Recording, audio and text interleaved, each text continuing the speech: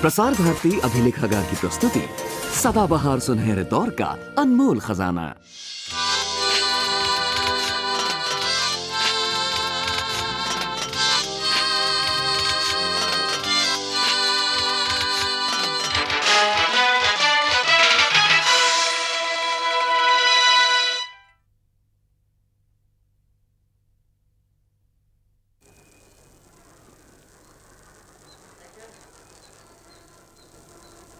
If the Hollywood filmmakers of the 20s could demonstrate the extent to which cinema could be used as the world's most powerful entertaining medium, the European filmmakers at that time were to think otherwise.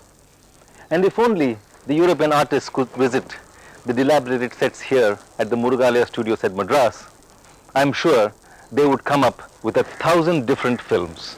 In this episode, we shall talk about a select group of filmmakers who decided not to put the events of the cruel First World War as a thing of the past. In fact, their strong expression, rightly called the Expressionist movement, emerged from a land which was the most destructive force of that period, the Republic of Germany. Expressionist painters like Munch and Kokoschka blazed new trails in their painting styles. Their portraits were unconventional, and through a subtle distortion of lines and shapes, they managed to reflect the fears settled deeply in the recesses of the European mind.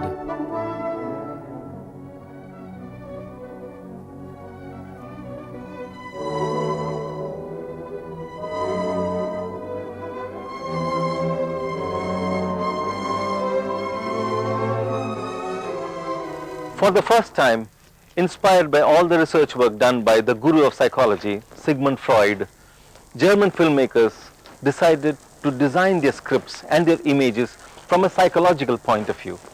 And top on the list of such films was a film called The Cabinet of Dr. Caligari, directed by Robert Wiene in 1919.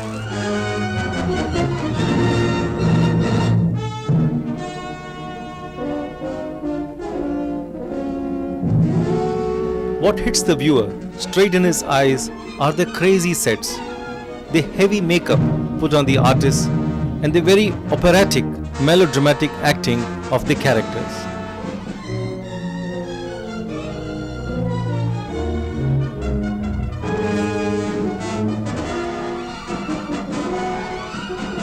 With shadows painted like this, the location seems to be an unnaturally sunless place in which everything is artificial.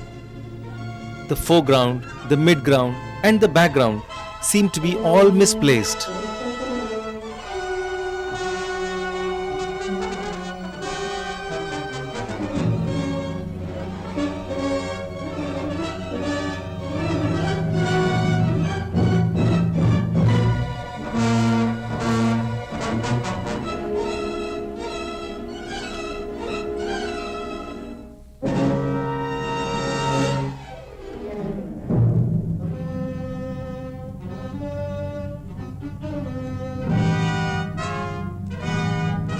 The story revolves around a homicidal hypnotist called Dr. Caligari, who uses one of his students to do all his murders with the help of a somnambulist named Césaire.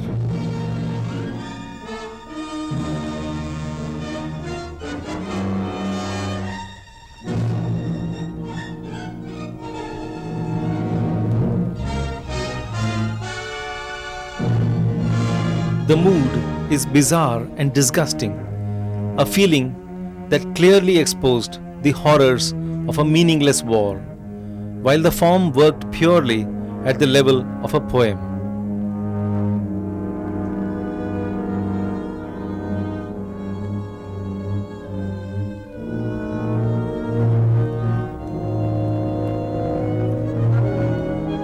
The shots are lengthy and everything seems to be etched in black and white, while the grey areas seem to be symbolizing a peculiar kind of hopelessness.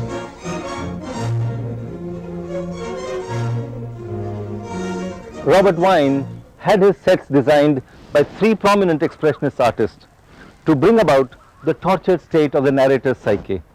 Thus, the visuals represented a very exaggerated and stylized form of deranged spatial relationships. Herman Baum, one of the set designers of this film, said, "Films must be drawings brought to life." And the idea was to put it into practice in Caligari. The playing of the actors complemented the strange, angular, distorted images presented by the decor, and all was used as an outward expression of the inward thoughts and activities of the characters.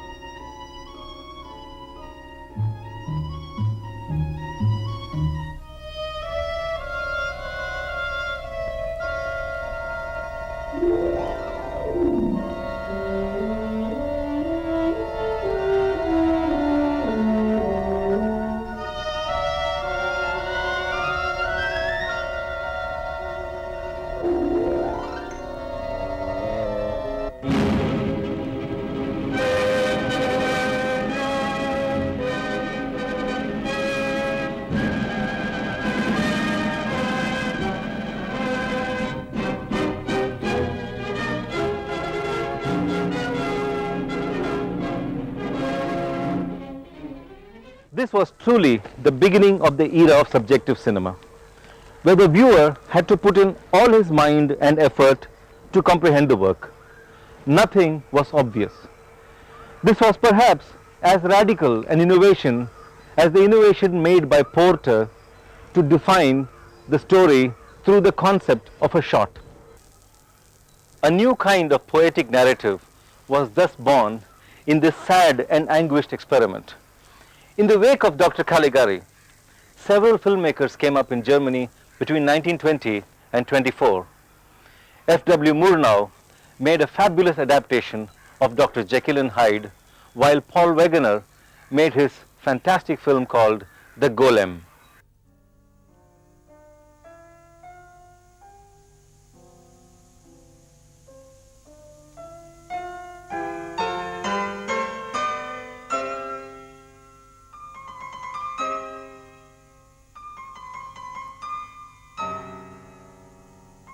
In the wake of Caligari's success, several films came up portraying the theme of crazy witch doctors who take pleasure in controlling humans like robots.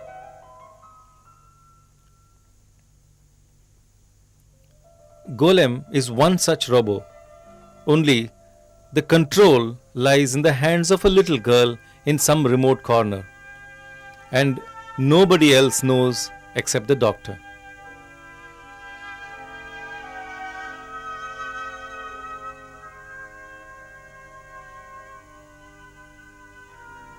These expressionist films were direct comments on the way political authorities manage the gullible people with their terror regimes.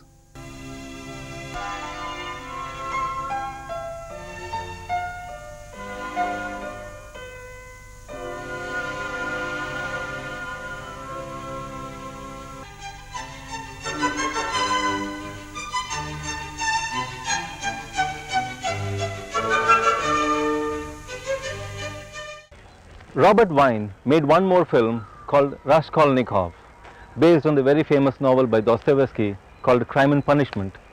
But the one film that catches our attention even today is F.W. Murnau's Sunrise. Critics in the Cahiers du Cinema of 1958 voted it as the most beautiful film ever made. It is the story of a young, handsome peasant who is lured by an urban, attractive woman with promises of land and time filled with riches and comfort.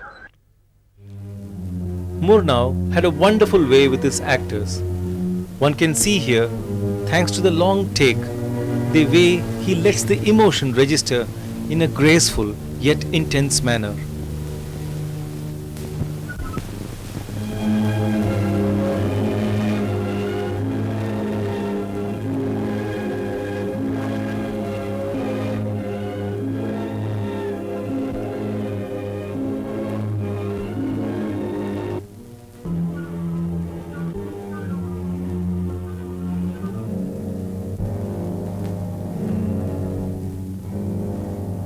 filmmakers and cineasts all over the world still keep discussing this beautiful long take, which begins as an objective shot of the peasant and then leaves him to become a subjective shot and then becomes an objective shot again.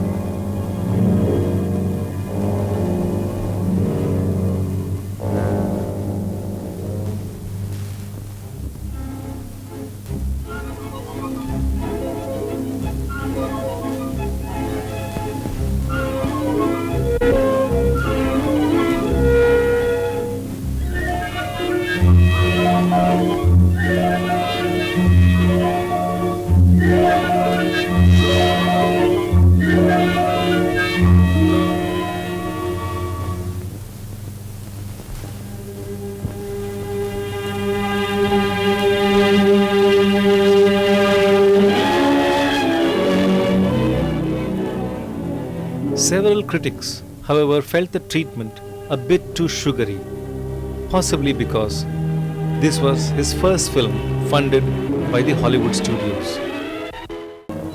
The film explores the notion of what it is to occupy space, personal proprietary space versus shared space, material versus spiritual, gentle space versus frightening, the tyranny of private property.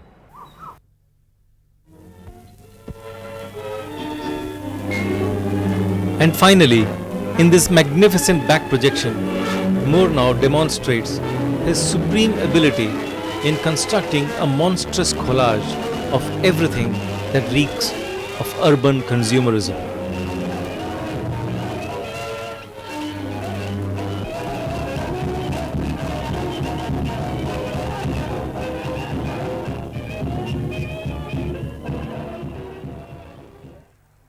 What we should not forget is that all these films hinted way back in 1927 about the true reality of fascism, about what happens when societies emotionally support warmongers like Adolf Hitler, who was going to dominate the same German scene 10 years later.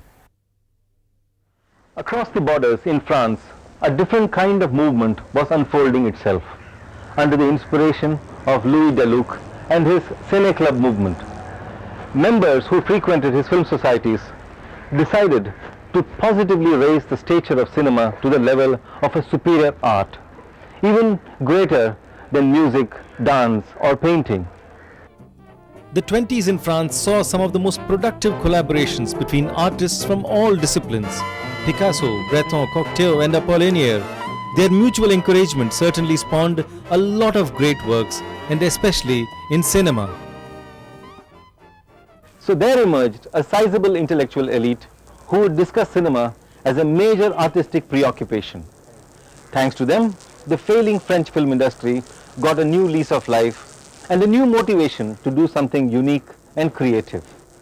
It is this sheer survival instinct that made experimental painters like Ferdinand Leger use cinema to consider what is movement in his very beautiful film called Ballet Mécanique, made in 1924. He isolated objects like newspapers, posters and machineries to create a unique kind of rhythmic ballet. And then there was René Clair, whose Entre Acte and Paris Qui Dort, both made in 1924, showed the fabulous constructions that cinema was capable of. But the most stunning of them all was Louis Buñuel, who made his debut with a surrealist film called Un Chien Andalou, or The Andalusian Dog.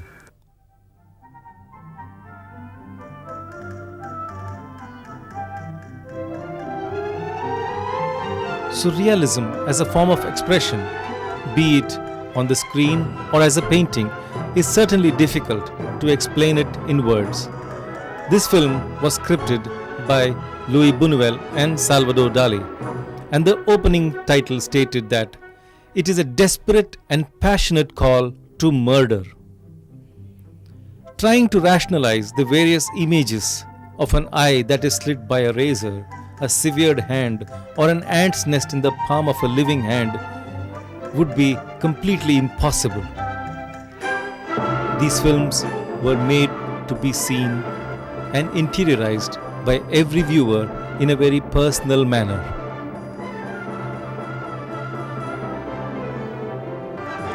Unlike the Expressionists, who believed that the tensions of the mind stayed as a different state than the physical, the Surrealists saw them on the same plane.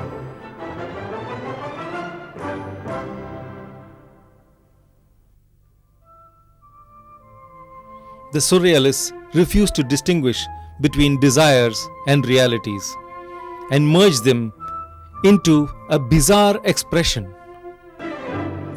Salvador Dali and other surrealists like Miro and Breton were uncompromising artists.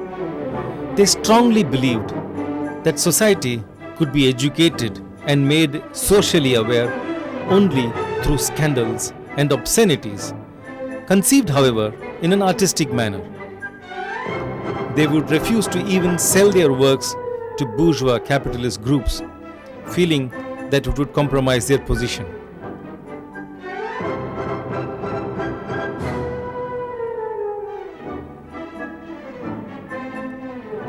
This remarkable scene of two dead donkeys on two grand pianos dragging two amused priests continues to remain as the most memorable scene from any surrealist work.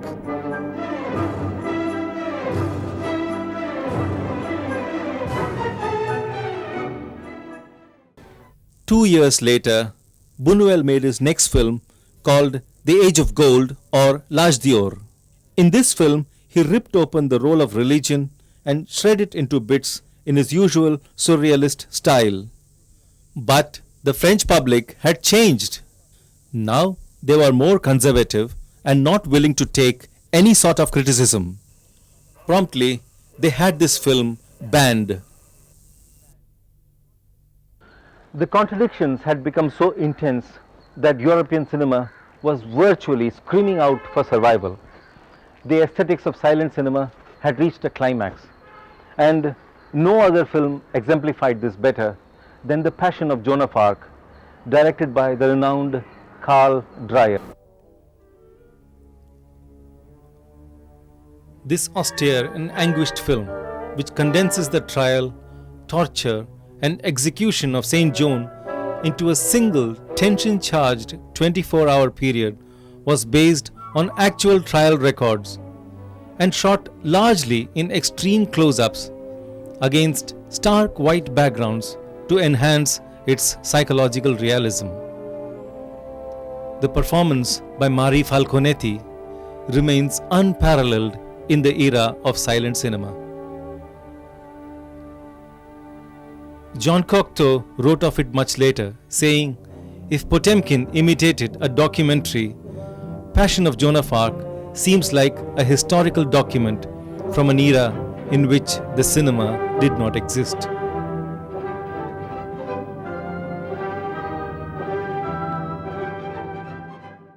When he commenced the film in 1928, Dreyer did have the option of making this film in sound, but he decided to go against it and make this film silent because he felt that sound would only compromise the true feelings of this great tragedy. What differentiated Dreyer's Passion of Joan of Arc from other expressionist works was the fact that Dreyer aimed at psychological realism within a setting that would recreate convincingly the physical nature of the time and place. He constructed the castle of Rouen after medieval miniatures. Costumes and properties were designed functionally without the usual heavy self-conscious padding of historical films of the times. Dreyer dispensed with makeup and captured in the close-ups which predominate in the film the naked, revealing features of his artists.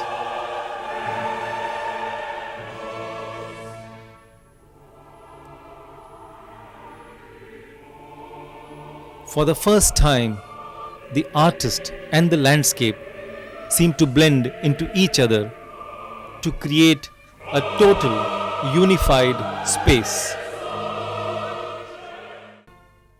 And what a glorious end to the era of silent cinema. Like these dilapidated sets here at Shyamala Studios, where great times were celebrated and new times are awaited. The cinema of 1928 was also waiting for sound to come and knock at its doorstep. But we'll talk about it later in the next week. Till then, goodbye.